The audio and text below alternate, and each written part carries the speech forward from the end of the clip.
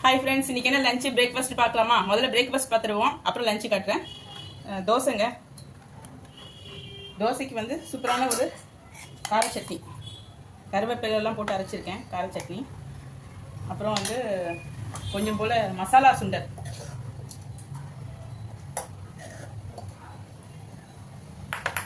அதுக்கு மேலே கொஞ்சம் ஆனியன் போட்டுக்கலாம்.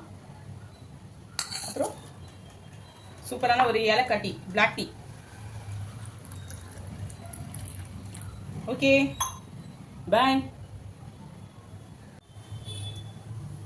இன்னைக்கு என்ன லஞ்சுனா சூப்பரான ஒரு தக்காளி சாதம், பாஸ்மதி ரைஸில் பண்ணது. அப்புறம் ஒரு பொட்டேட்டோ ஃப்ரை,